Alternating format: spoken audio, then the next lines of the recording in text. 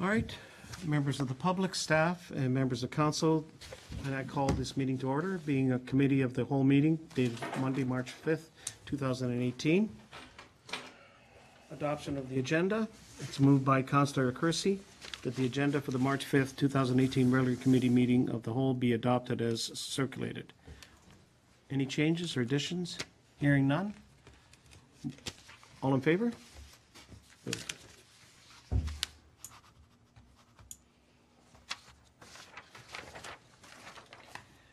All right, committee reports, department reports. First item is item 4.1.1, community planning and monthly development monthly report. Oh, pardon me, excuse me. Way ahead of myself. I think it's Formula One racing season already. Are there any pecuniary interests? None, Mr. Chair. None? Okay. Sure. Apologize. Sorry about that. Department reports. First item is 4.1.1. The Committee of the Whole received the March 5th, 2018 Community Planning and Development Report for information. Any comments?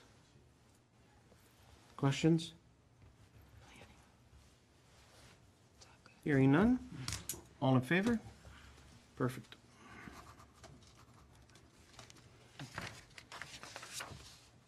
Next report, 4.2.1, Corporate Services Monthly Report, moved by Councillor Lane, that the Committee of the Whole received the March 5th, 2018 Corporate Services Monthly Report for information.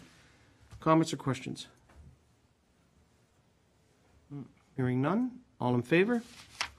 Carried.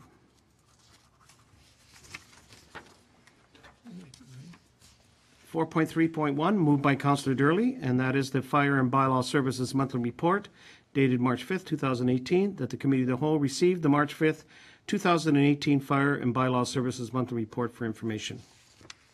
Comments or questions? Councillor Ribbiat. Thank you, Mr. Chair, and through you to the Chief. I don't believe we have an odor bylaw in the town. Do we? Chief? Thank you, Mr. Chair. Sorry, I didn't hear that question. Sorry, an odor bylaw. Do we have one? Under the municipal act, we do. Not a specific bylaw to address odors, but in the municipal act, there is a clause there that gives us the ability to develop a bylaw or to enforce those odors. Or I don't remember the exact language, but it does speak about creating nuisance. Yeah, I think the municipal act sets out a number of things that we could do if we choose to do, and an odor bylaw is one of them. I'm wondering, Mr. Chair, whether we might ask staff to give thought to what kind of odor bylaw might be effective in dealing with the kinds of complaints that I'm certainly getting, and I know that that you have as well, Chief, regarding odors emanating from the various grow ops that are coming into town. We understand, I think, that Health Canada has some pretty strict standards with regard to the operation of marijuana, cannabis-producing greenhouses, and of course, the operators are required to live up to those. But it would seem to me that we don't have any kind of specific jurisdiction to respond to any specific complaint without having an odor bylaw of our own. So my request, Mr. Chair, is that we ask staff to look at what is being done elsewhere, what has worked elsewhere, and maybe come back to us with a suggestion around how we might be able to approach something like this. I'm not suggesting that we reinvent a wheel that may already exist elsewhere that we might be able to use.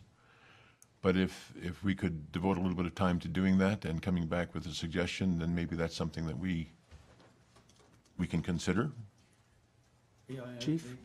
Mr. Chair, I don't know how recent update that you received regarding enforcement on the provincial level.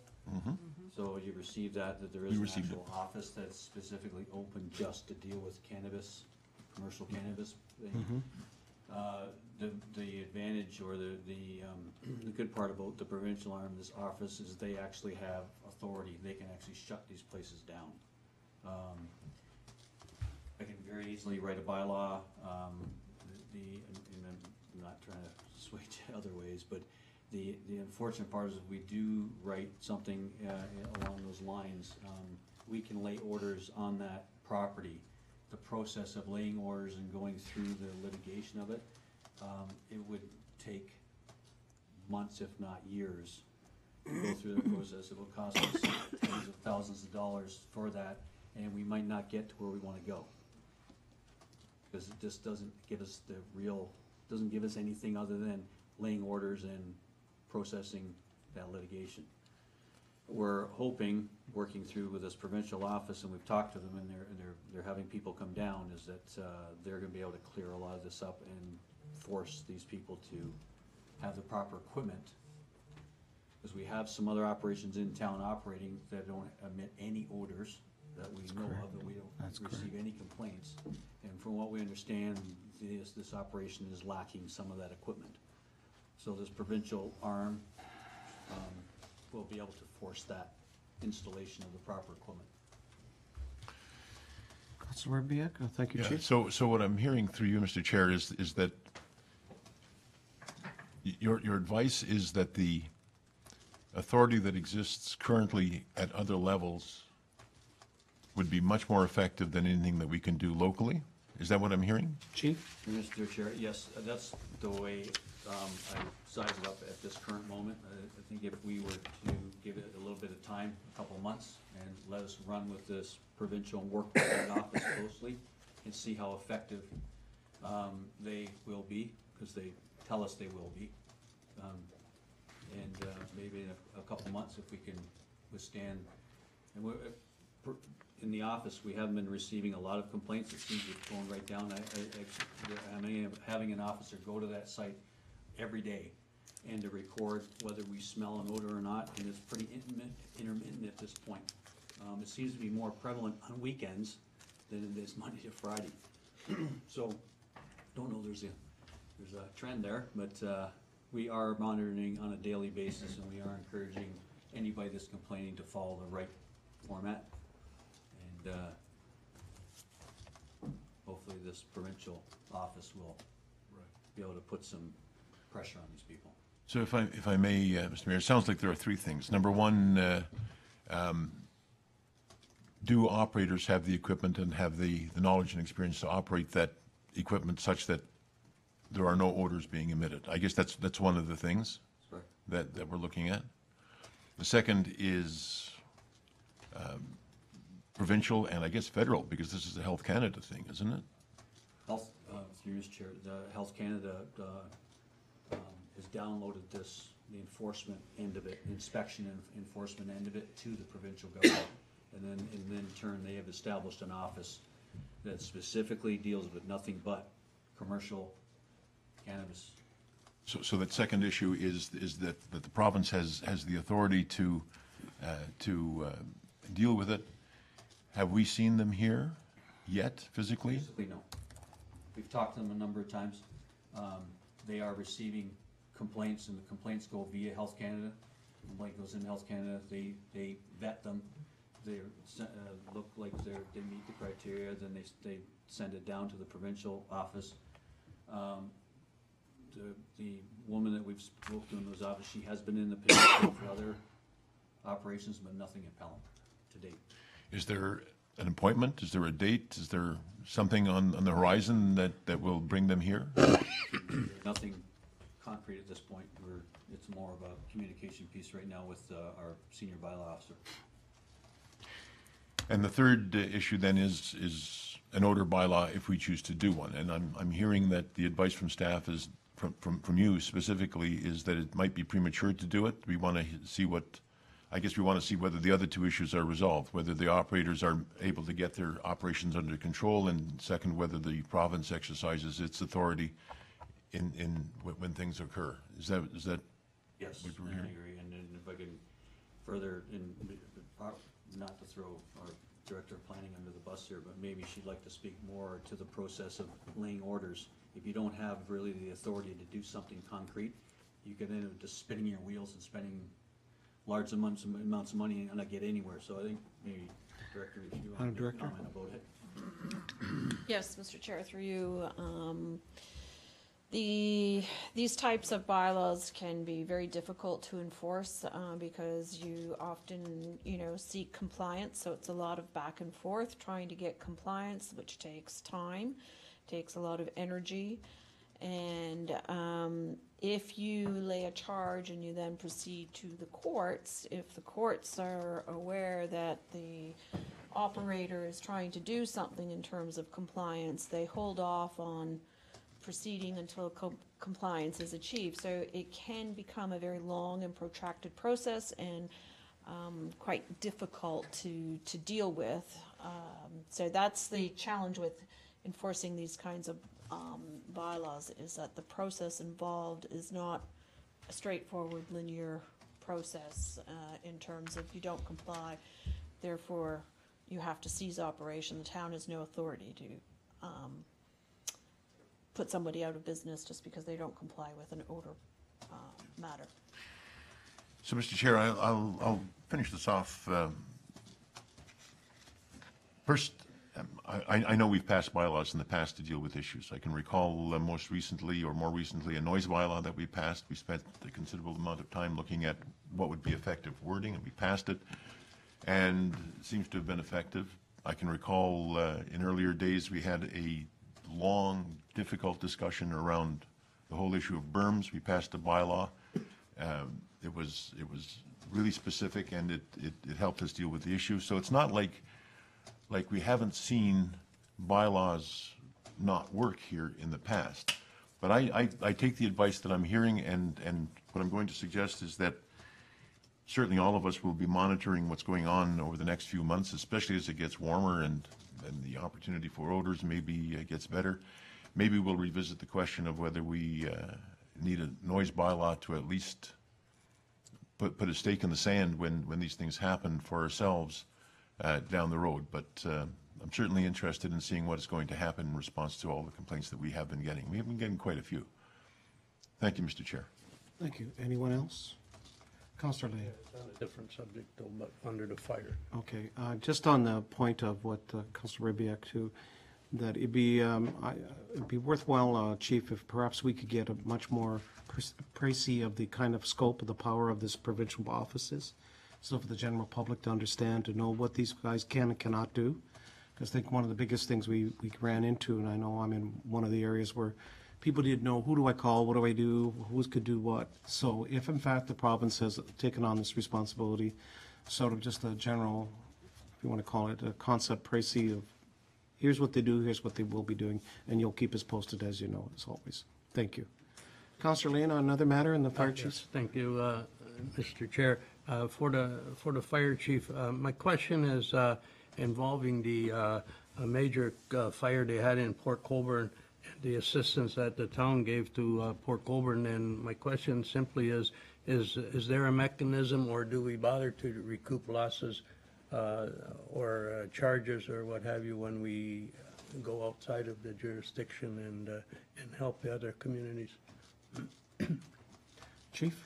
Mr. Chair, that assistance is rendered through the Mutual Aid Act and through the province, and it's a recognized an agreement that we all sign, and there's no monies exchanged. Okay, thank you. Councillor Durley? Thank you, Mr. Chair. On another matter, and we've had some feedback, pushback, if you will, regarding, and it's the second paragraph of your Précy bylaw was, again, issuing tickets during severe weather events. A clarification there is, notice has gone out in several different means that say don't park on streets when there's events, winter events that are happening, and it just keeps on happening. I know that you guys in bylaw are doing your best not to ticket anybody who doesn't deserve it, but could you just give us, perhaps an outline as to where should these cars be and when should they be, and why tickets are being done, because a lot of them are being challenged as well. And really, I think it's cut and dried as to the direction that the bylaw points to, but it seems to be a misunderstanding in some parts. So. Right. Chief? The program, we started in the beginning of the year when the winter months are upon us, and we send out notices. We put it on our website. We send out a notice in the water bill to all the residents prior to an event coming, and we've been fortunate in most cases this winter to be able to forecast that event coming, and we actually have on our website a very large red flashing sign that says winter control operations in effect. So we coordinate it through the Public Works Department. We contact them. We find out when the plows are going to be on the road, and we usually give them a head start, an hour and a half or so they can get out there and start clearing. And then we hit the roads. And I had this conversation earlier, is when we show up and there's a plow that's gone around a car and piled up snow around, and that car is holding them off from clearing the street properly, we ticket these people.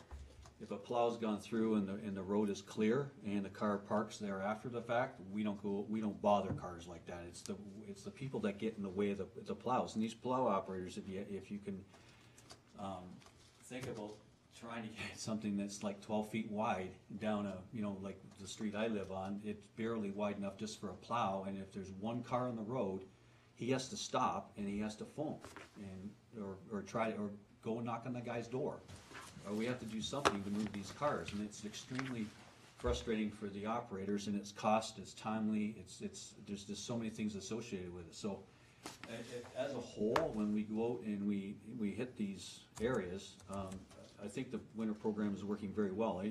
10 tickets might sound like a lot, but you're talking about, I don't know, there's probably 7,000 or 8,000 cars in this town, and all the streets, and now how many kilometers of road do we have that people can park on?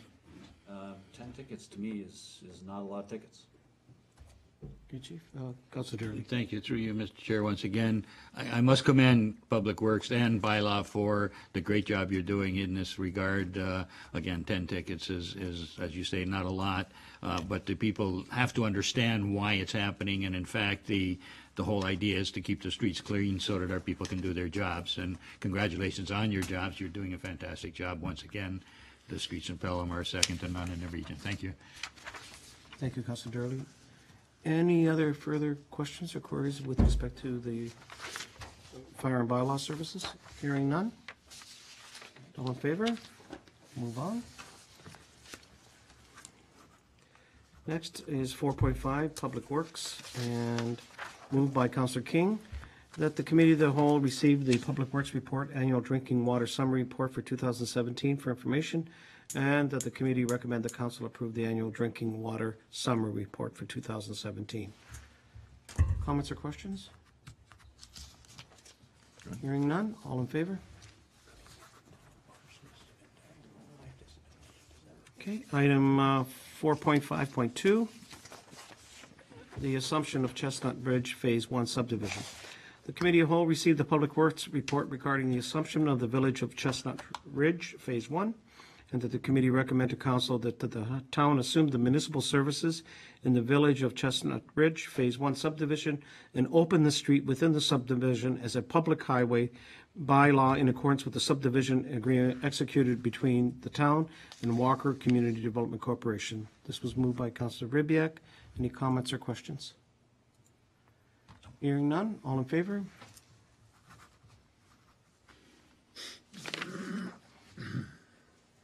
Moved by Councilor King, and that the Public Works Monthly Report dated March 5th, the Committee of Whole received the March 5th, 2018 Public Works Monthly Report for information. Comments or questions?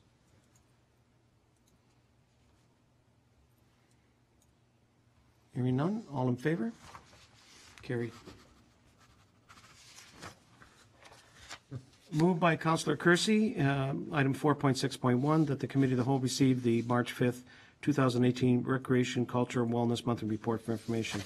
Comments or questions?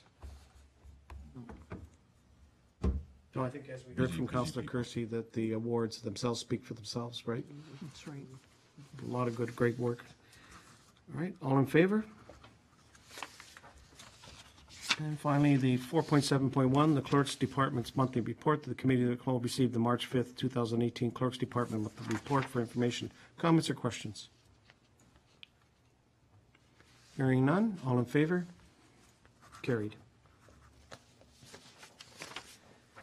And finally, moved by Councillor Lane that the regular meeting of the Committee of the Whole be adjourned till the next regular meeting scheduled for March 19th, 2018, following council. All in favor? And at this Committee of the Whole meeting is now adjourned.